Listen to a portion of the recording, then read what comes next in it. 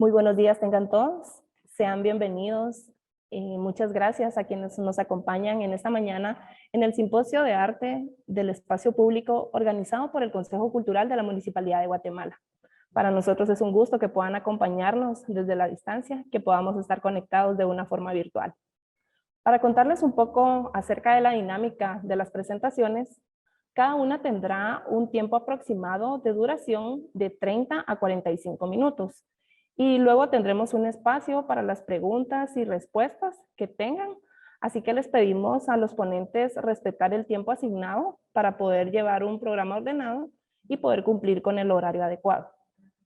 Asimismo, el público en general podrá hacer sus preguntas en el chat de Zoom. Acá estaremos monitoreando si ustedes tienen alguna duda, alguna consulta. Y si nos están viendo desde Facebook Live, favor escribir en los comentarios las consultas que ustedes tengan para que podamos realizárselas a los ponentes. Se intentará en la medida de lo posible poder responder todas las preguntas que haga el público, así que lo que esperamos es poder tener un intercambio activo entre el público general y los ponentes. Para dar inicio tendremos la presentación del ingeniero Adolfo Méndez Vides, presidente del Consejo Cultural de la Municipalidad de Guatemala, quien tiene a su cargo las palabras de bienvenida. Bienvenido, ingeniero. Buenos días. Bienvenidos a todos al Simposio Arte en Espacios Públicos de la Municipalidad de Guatemala. Este es parte... Perdón, ¿no está?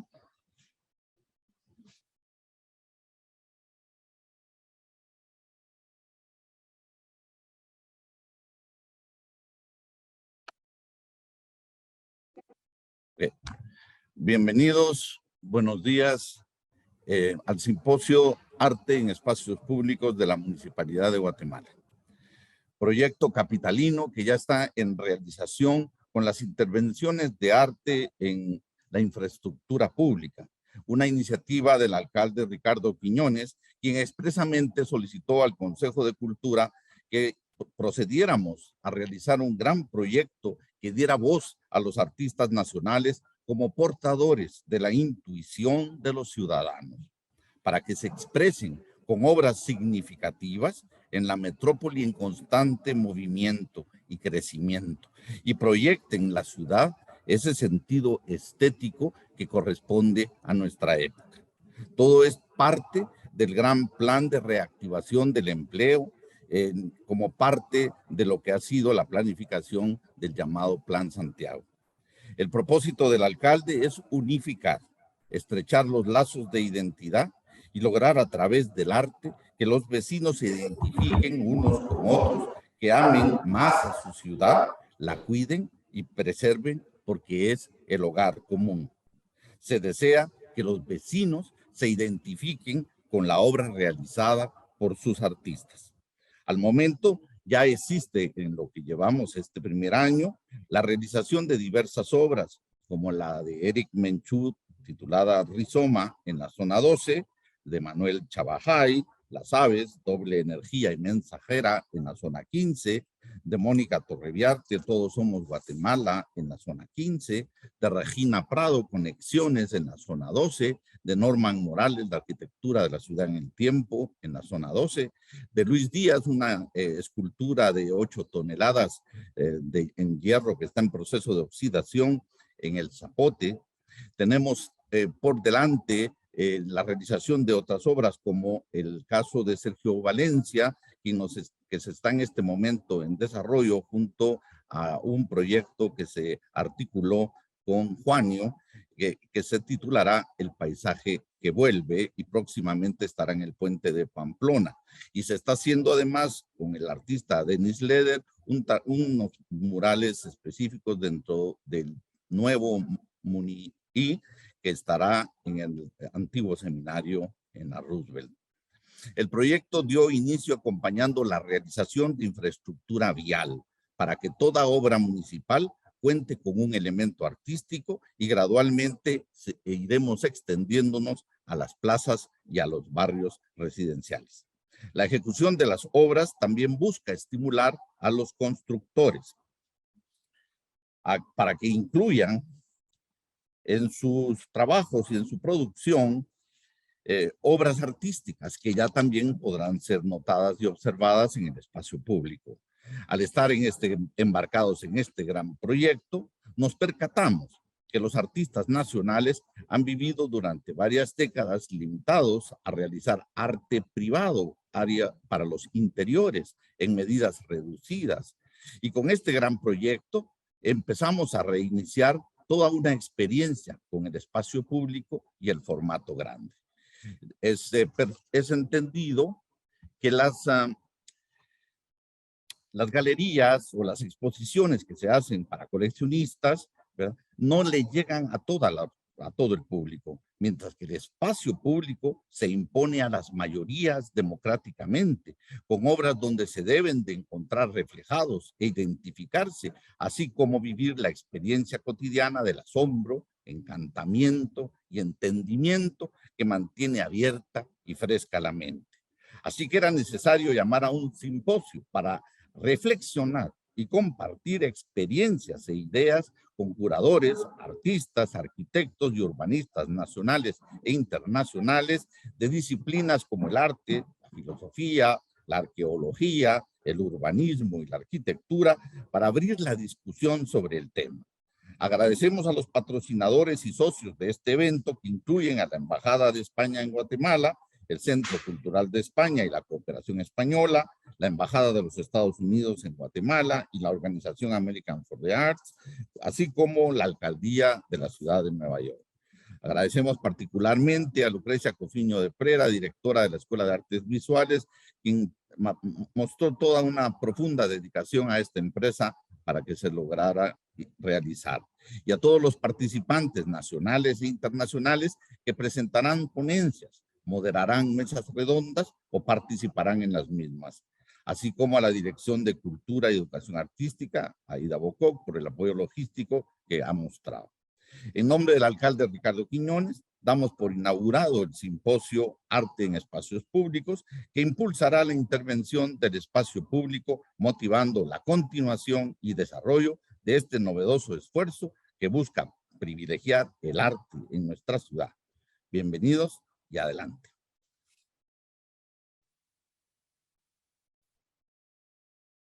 Agradecemos mucho las palabras de nuestro señor presidente del Consejo Cultural. Gracias por esta bienvenida a este simposio de arte en espacios públicos.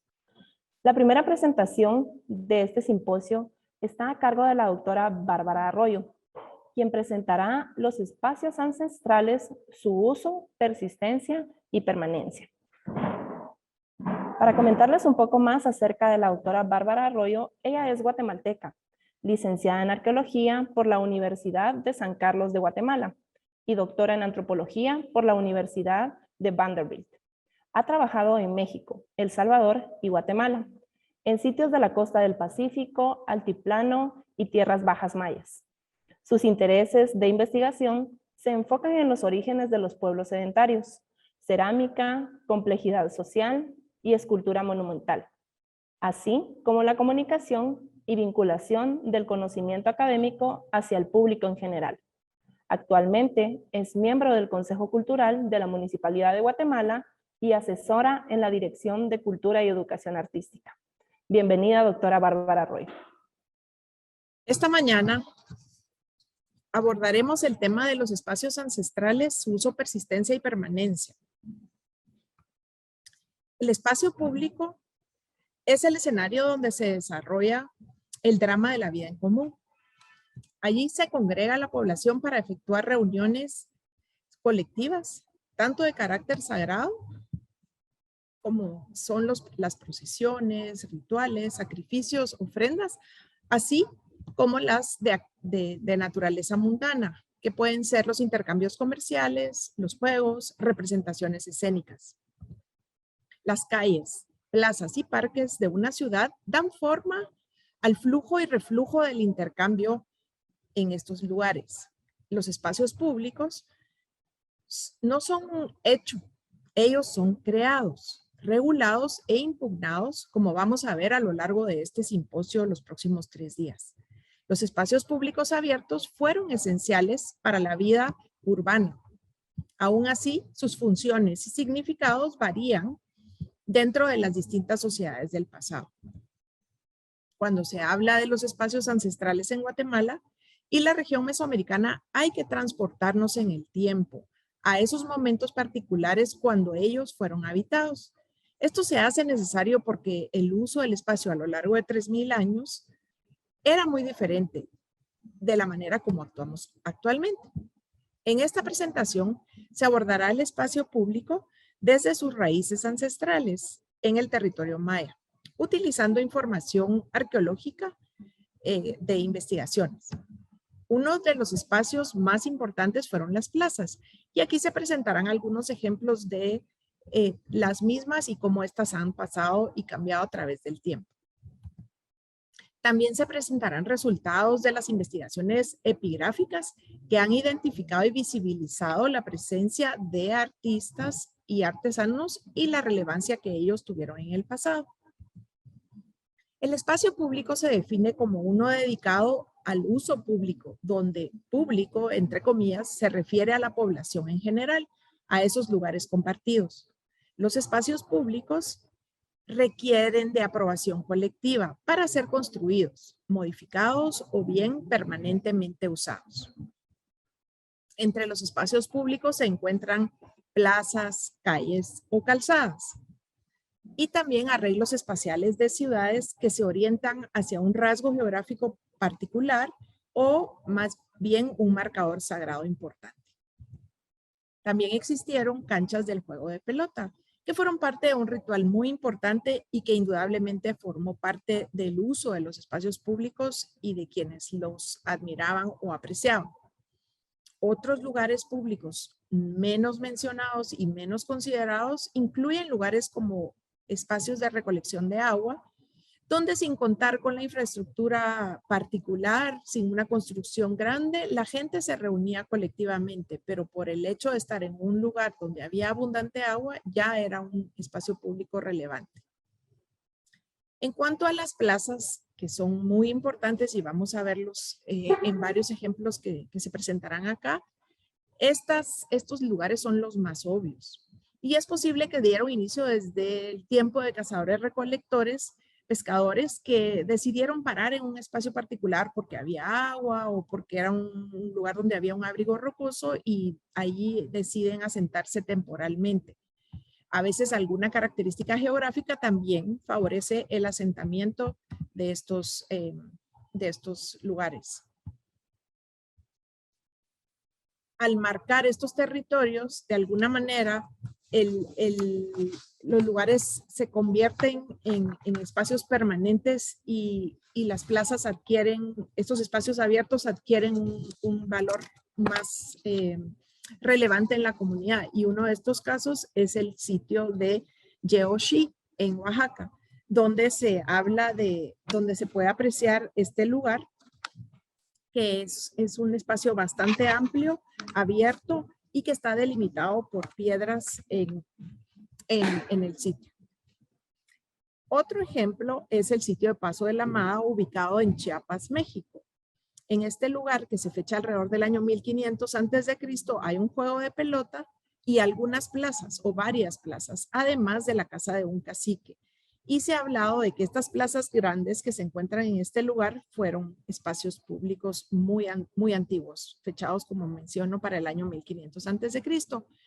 Y un poquito más cercanos en el tiempo, pero aún bastante antiguo, está el ejemplo de la Blanca en San Marcos, donde Michael Love investigó y descubrió este cuatrifolio esculpido en barro que era para llevar a cabo un ritual colectivo relacionado con el agua. Luego tenemos las investigaciones más recientes de la última década en el sitio de Ceibal, ubicado en las tierras bajas mayas, que hablan de un complejo público ceremonial más o menos de alrededor del año 1000 a.C. Aquí, este lugar hasta hoy es el espacio más antiguo en las tierras bajas mayas del suroeste. Los proyectos de construcción y los rituales públicos que se llevaron a cabo allí implican la rendición de la autonomía individual y al menos cierto punto hacia metas y normas comunales, según las investigaciones de los arqueólogos que trabajaron en este espacio. Otro ejemplo y uno más cercano a nuestro territorio en el altiplano de Guatemala es el sitio de Naranjo, que se ubica apenas a 3 kilómetros afuera del valle mismo. En este lugar, en el año 800 a.C., se puede observar un conjunto monumental con monumentos lisos que se establecieron en 4 filas orientadas a 21 grados al este del norte.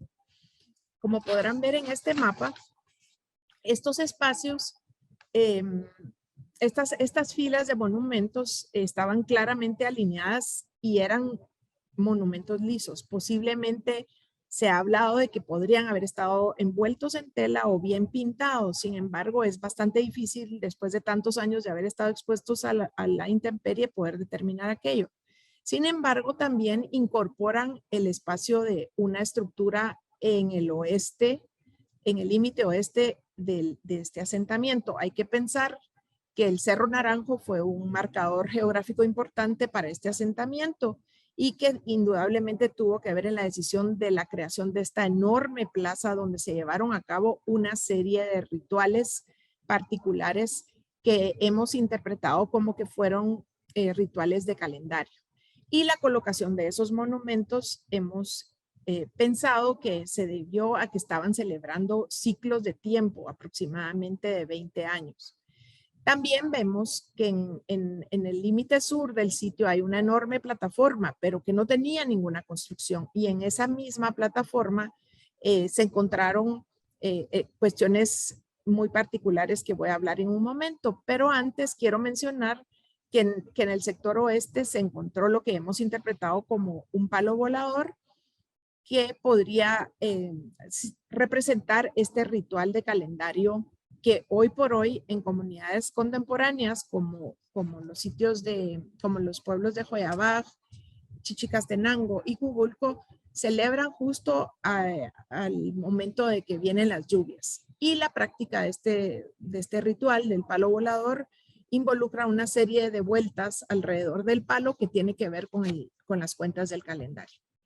En Naranjo también incluimos, se encontraron una serie de figurillas que demuestran los retratos de las personas que participaron en todos estos rituales y nos cuentan un poco de la historia de esta actividad colectiva en este enorme espacio público. Además, por supuesto, de estos monumentos que requirieron de mucha mano de obra y de mucha fuerza para poder trasladarlos y colocarlos en estas 4 filas que mencioné anteriormente. Ejemplos recientes, muy recientes, y esto es de una noticia que acaba de salir en este mismo año, de investigaciones de Daniela Triadán y Takeshi Inomata en la zona de Tabasco. Encontraron en el sitio de Aguada Fénix, que se encuentra a la derecha de la pantalla, y luego reanalizaron el asentamiento de San Lorenzo, también en la costa del Golfo de México. Se observan estas gigantescas construcciones que alcanzan kilómetros de largo, pero que a su vez tienen elementos que incorporan 20 edificios o pequeñas estructuras alrededor, nuevamente vinculando actividades de calendario al uso del espacio público colectivo. Y de aquí estamos hablando de fechamientos tan antiguos como el año 1200 a.C. o 1000 a.C. Otro espacio que tiene, que se puede hablar de espacio público son las calzadas o sac de ob. Estos son también llamados caminos blancos y se utilizan para comunicar a sitios. Las calzadas comunican a sitios particulares entre sí o bien unidades de construcciones y de conjuntos arquitectónicos entre los sitios. Algunos de ellos tienen este camino y luego pues estos parapetos que son unos pequeños bordes para elevar los mismos. En estas calzadas indudablemente se llevaron a cabo actividades que eran públicas y de ahí que sean tan obvias y que puedan ser apreciadas. Entonces nos preguntamos, ¿qué intervenciones artísticas públicas han habido en estos espacios ancestrales? Y pues pensamos que para para hablar más bien de intervenciones artísticas, tenemos que pensar un poco en la definición del arte, y hay muchas definiciones del arte, pero tomando en cuenta que el arte es un conjunto de producciones del ser humano con fines estéticos y simbólicos a partir de determinados criterios, reglas y técnicas, vemos que también representa un aspecto de la realidad o el sentimiento de formas que se valen de la materia y de la imagen y el sonido. Y con esta definición vamos a hablar de estas intervenciones artísticas en el espacio público ancestral. Es evidente que el arte público se consideró un medio de encubrimiento social del que los gobernantes utilizaron, y algunos otros grupos de élite también, para expresar el poder económico y político que tenían a través de la ostentación de ciertas obras de artistas creativos.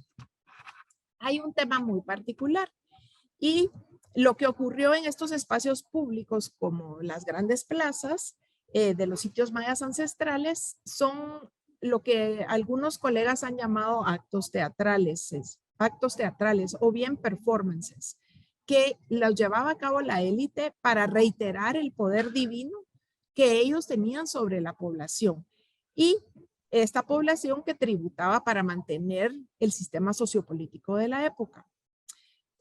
Esto lo podemos apreciar en base en este vaso polícromo, donde se puede observar al gobernante que está siendo atendido y preparado para uno de estos actos teatrales.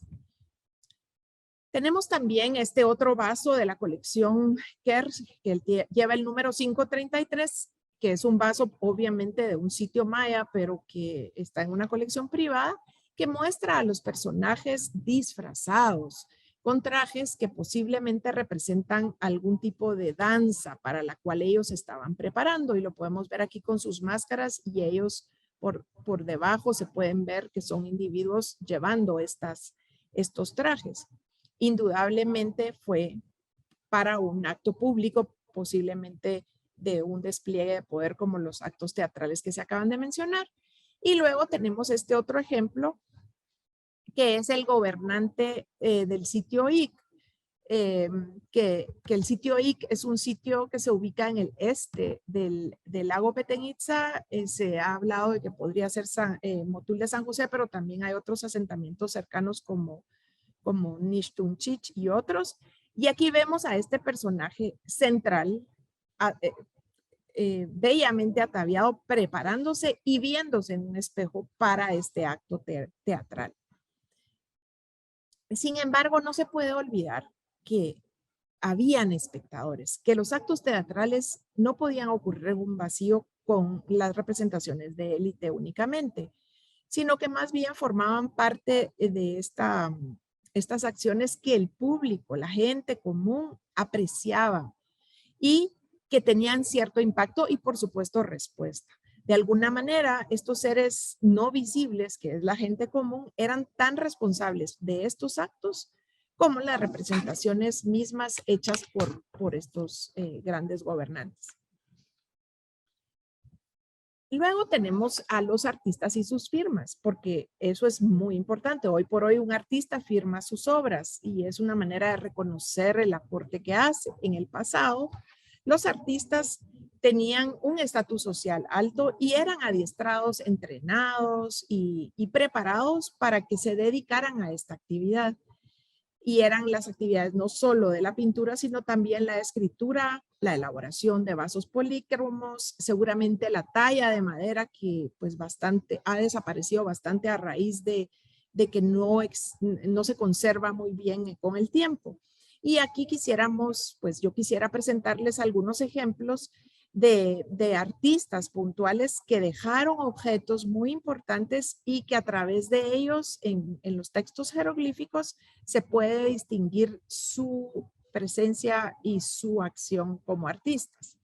Estos trabajos han sido hechos por reconocidos epígrafos internacionales y nacionales que incluyen a María Elena Vega Villalobos, Stephen Houston, David Stewart, Dori Rins Boudet, Montgomery, Grube, Camilo Luyén, en fin, una serie de investigadores que se han interesado por este tema.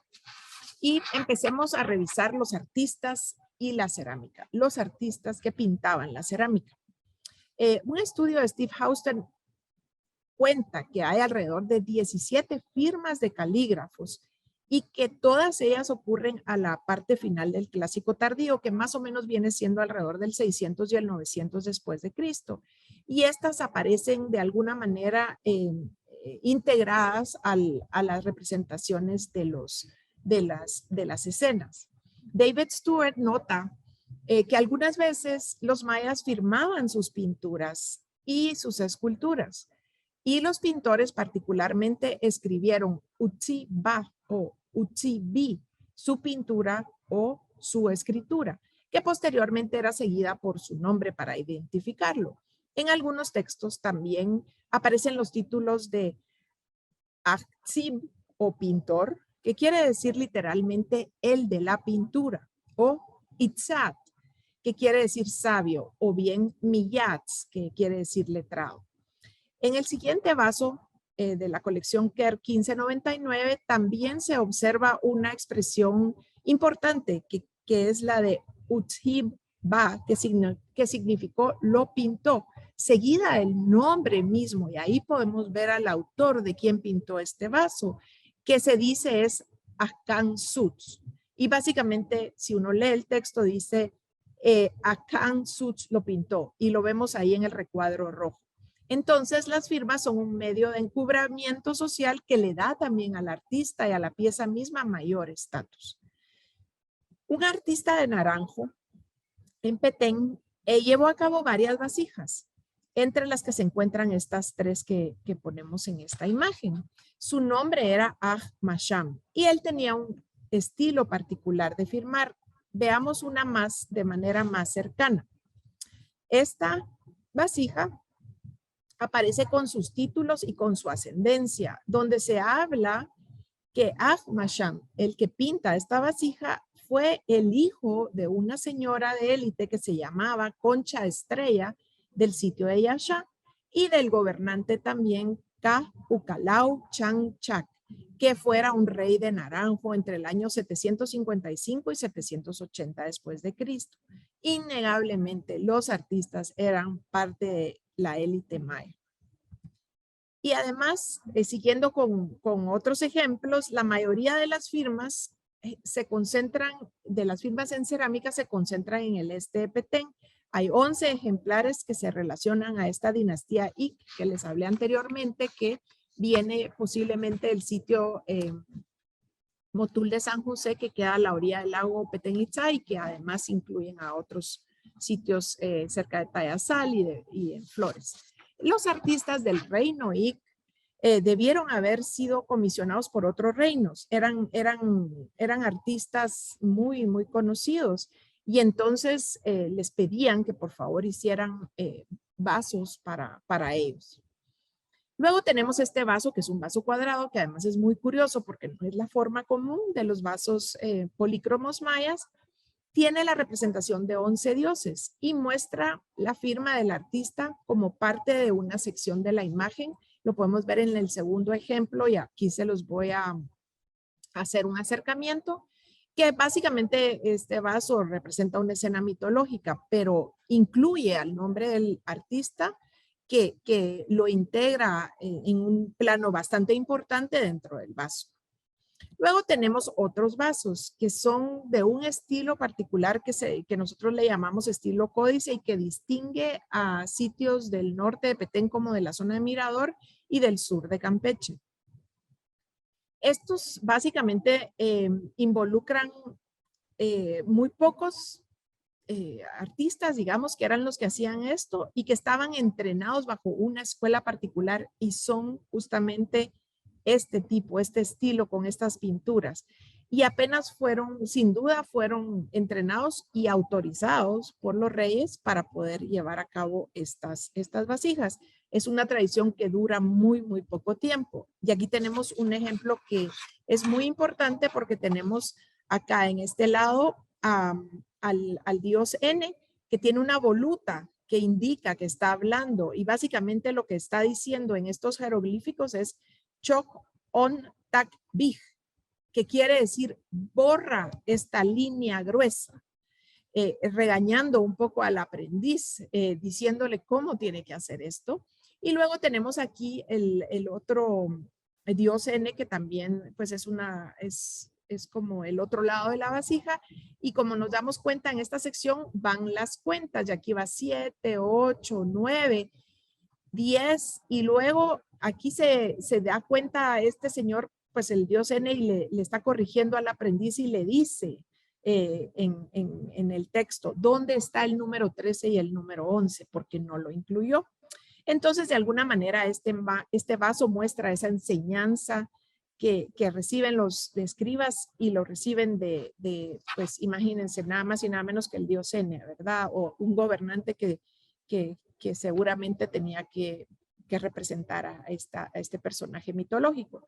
Y es a través de esta documentación escrita que vamos conociendo quiénes fueron los pintores de la nobleza maya.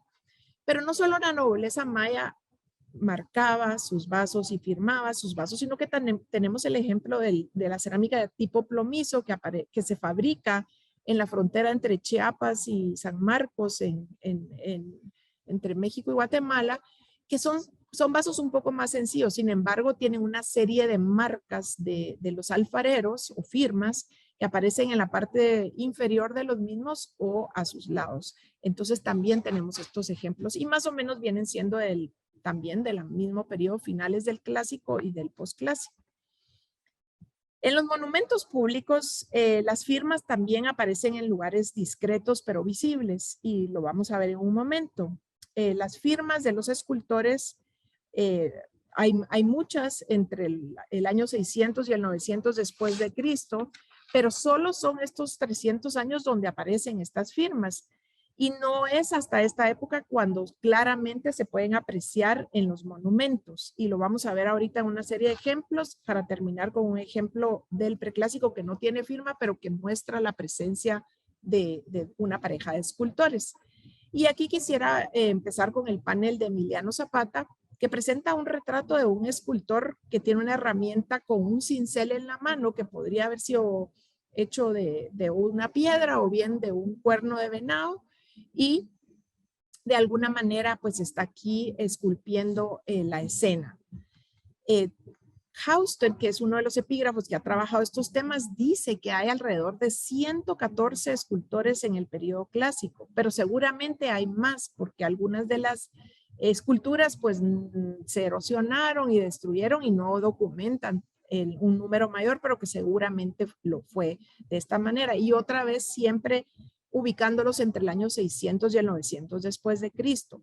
Y asimismo también habla que en algunos de estos textos aparece los títulos de Itzat como el nombre de los escultores.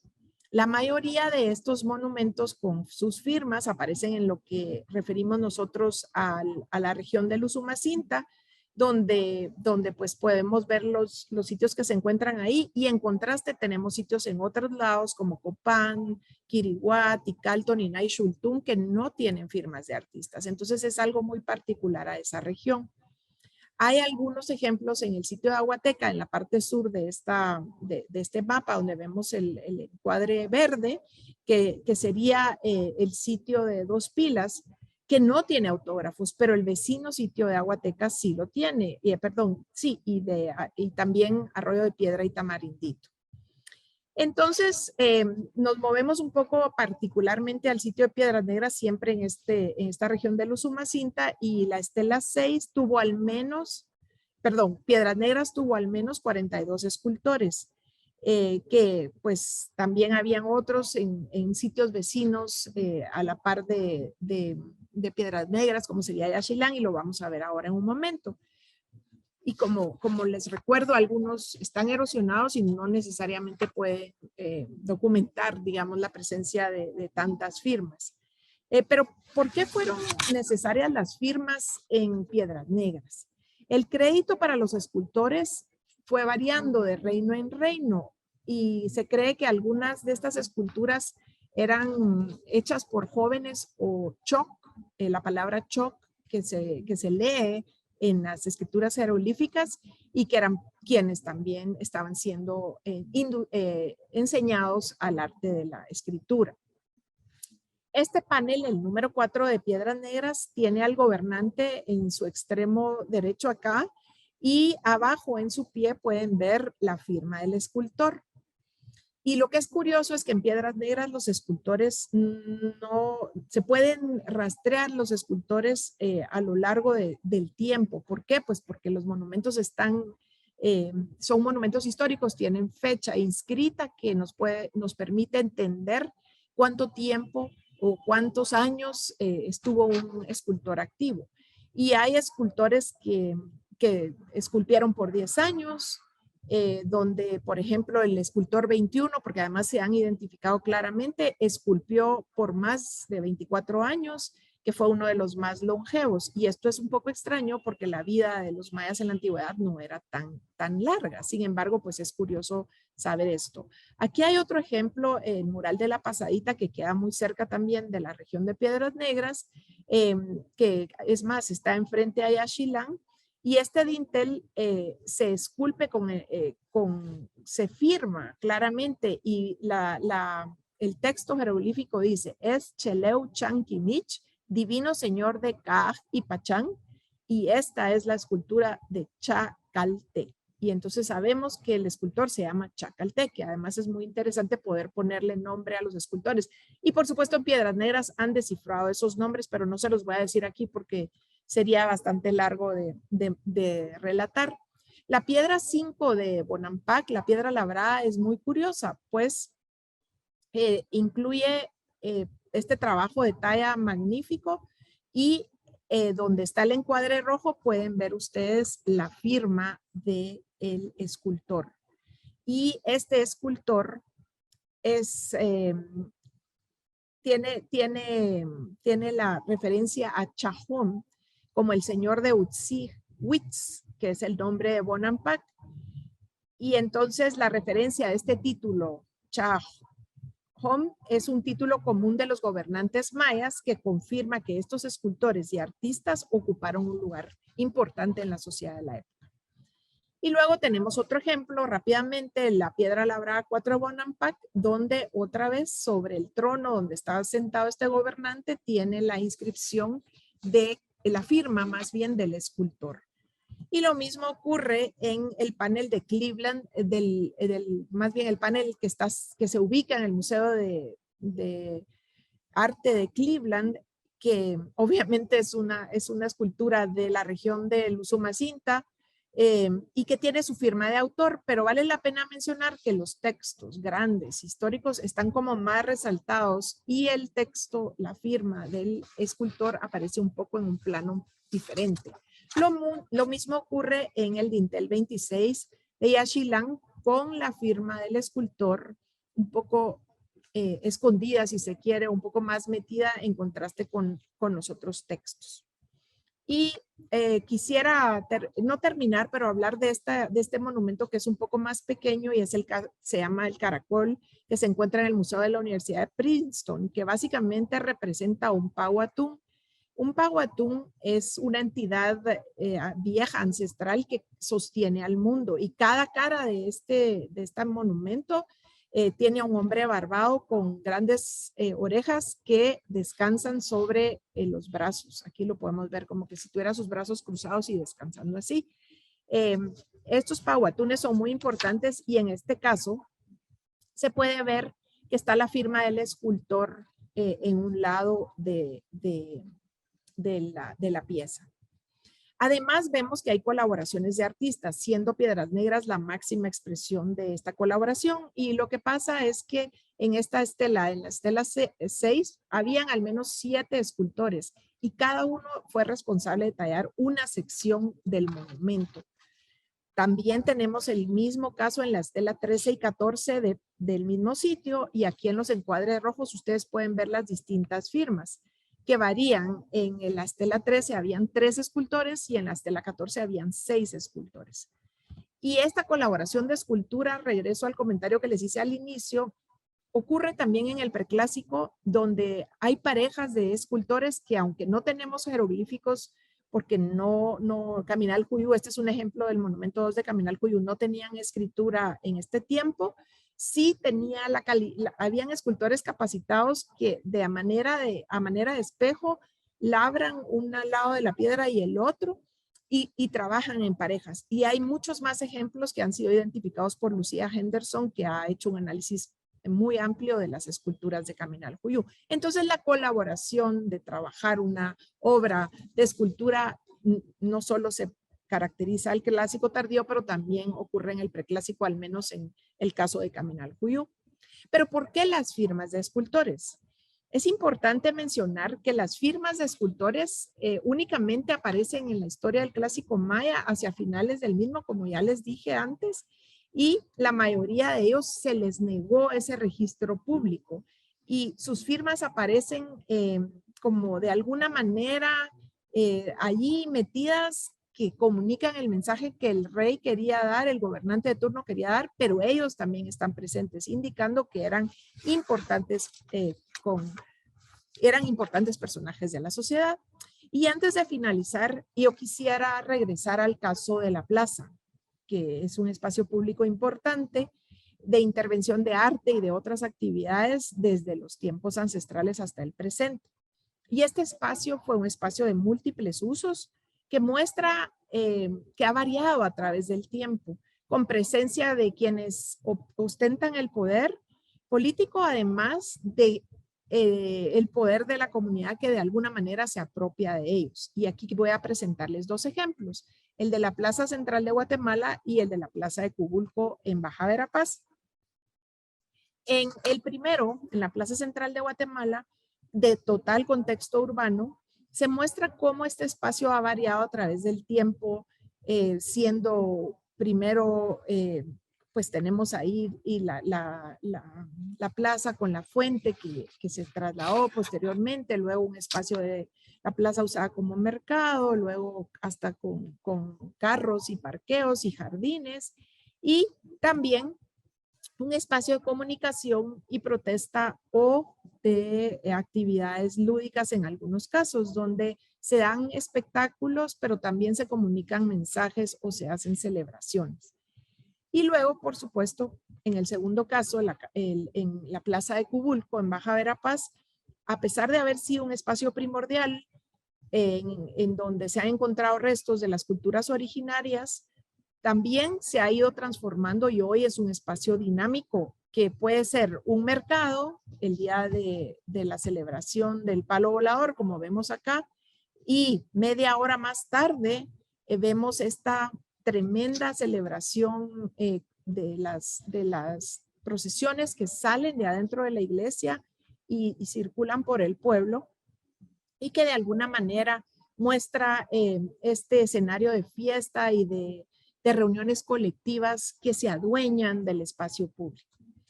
Entonces, en resumen, quisiera hacer como la reflexión que esta ponencia ha permitido observar una serie de los usos que se hacen del espacio público desde tiempos preclásicos hasta nuestros días, siendo la plaza uno de esos espacios más utilizados y más comúnmente presentes.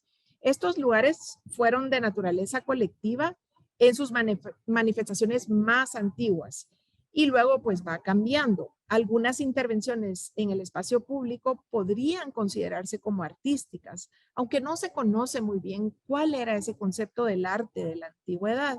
Lo que queda claro es que existía una interacción de distintos estratos sociales que participaban en un intercambio de actividades. Además, ha permitido conocer un poco esta presentación sobre la historia de quiénes eran los artistas que dejaron estas bellas documentaciones en los vasos polícromos y también en las obras espectaculares de piedra. Sus nombres mostraban que existía un grupo particular dedicado a la elaboración de estas piezas de arte especiales. Asimismo, se sabe que eran personajes que gozaban de un lugar especial en la sociedad del pasado. El día de hoy, las plazas son espacios desde la ancestralidad que son dinámicos, que son multivocales y que continúan siendo de gran importancia a pesar de haber sufrido una enorme evolución a través del tiempo. Y agradezco a mis colegas con los que he tenido conversaciones interesantes sobre el tema y me han permitido presentar este trabajo. Muchas gracias. Muchas gracias, doctora Bárbara Arroyo, por su ponencia y por compartirnos esta tan importante información. Tenemos algunas preguntas de los panelistas, de los participantes, perdón. Así que nos pueden ir colocando acá si tienen alguna duda para que la doctora Bárbara Arroyo pues también pueda comentarnos al respecto.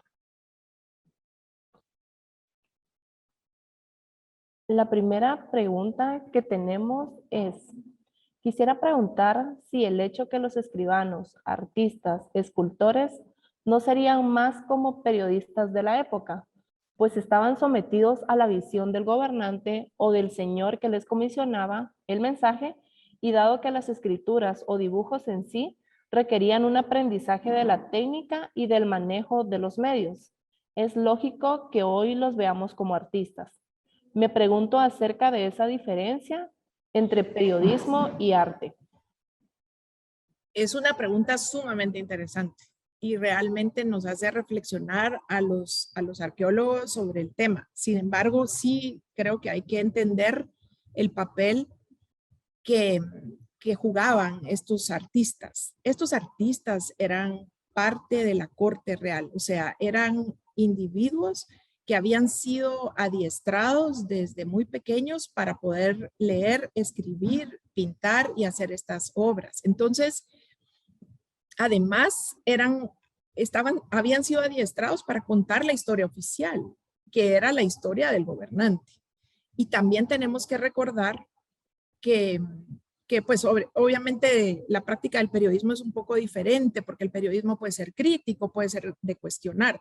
Estos jóvenes y estos escultores no cuestionaban nada. Ellos simplemente repetían la historia que les estaban pidiendo los gobernantes que pusieran y plasmaran en la piedra. Y de alguna manera, casi todos estos documentos, casi todas estas esculturas son esculturas históricas. Cuentan cuándo nació el rey, cuándo murió el rey, cuándo subió al poder, con quién se casó, con quién tuvo alguna guerra, etcétera. Entonces, básicamente a ellos los adiestraban para poder plasmar en la piedra este tipo de mensaje y no tenían absolutamente ninguna libertad. Como lo mencioné en la presentación, la libertad de poner su nombre. Y si se dan cuenta, esos nombres aparecen en planos diferentes y muy, muy, muy finitamente esculpidos, porque no tenían el papel protagónico de los grandes gobernantes. Pero es una pregunta muy interesante y algo a reflexionar en cuanto al trabajo del periodista. Muchas gracias.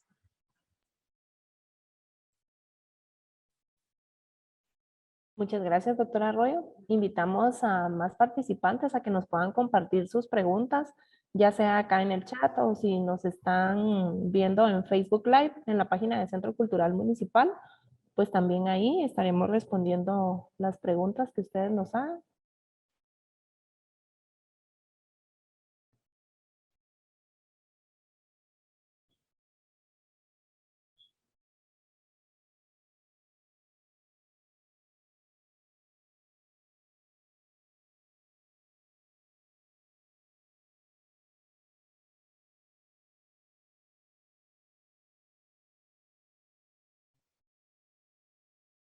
¿Algún otro participante que desee hacer alguna consulta a la doctora Bárbara Arroyo?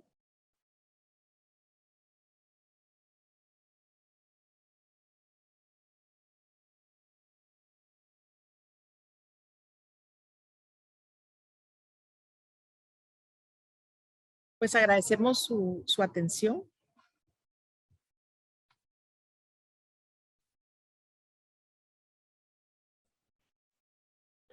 Muchas gracias. Gracias por su participación, pues tal como lo decía anteriormente, por compartirnos todos estos conocimientos que son tan importantes para que podamos apreciar el arte y verlo desde otro punto de vista, ¿verdad? Entender qué era lo que nos querían, qué mensaje nos querían dar en su momento y cómo podemos interpretarlo en la actualidad.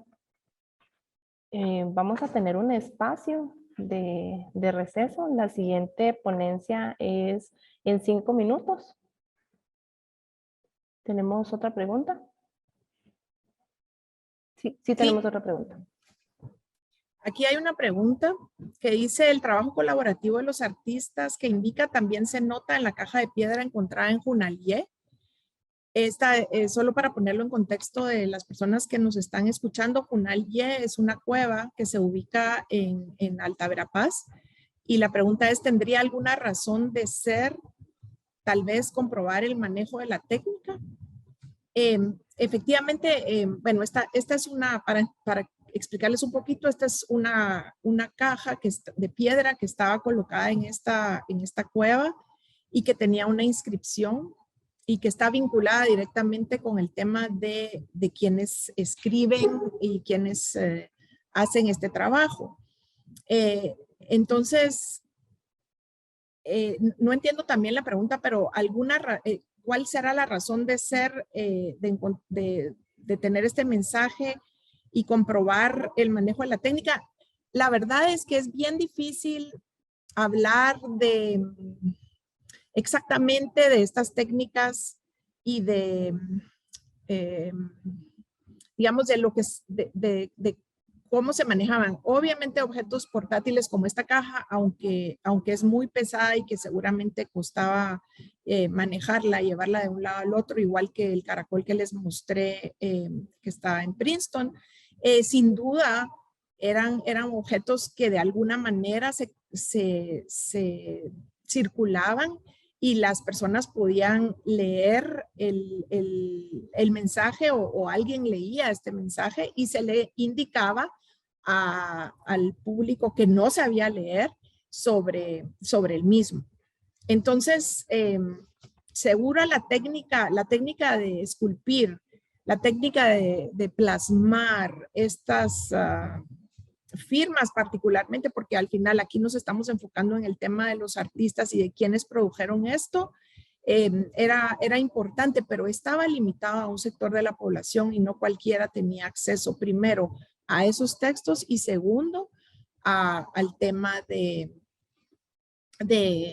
poder leerlos y obviamente escribirlos y producirlos. Y una cosa que no mencioné, pero que es muy importante, es que también, sin duda, hubo enormes cantidades de escultura en madera.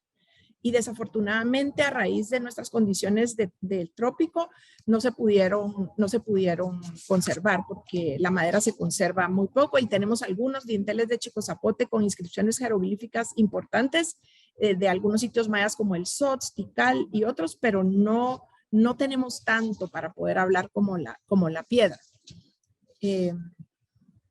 Entonces, tal vez haciendo una reflexión sobre esta presentación, lo que se presenta el día de hoy, me preguntan, ¿qué recomienda de todo lo expresado para el día de hoy? Y entonces yo reflexiono sobre esta pregunta y qué fue lo que aprendimos. Yo creo que primero tenemos una enorme historia artística en este país.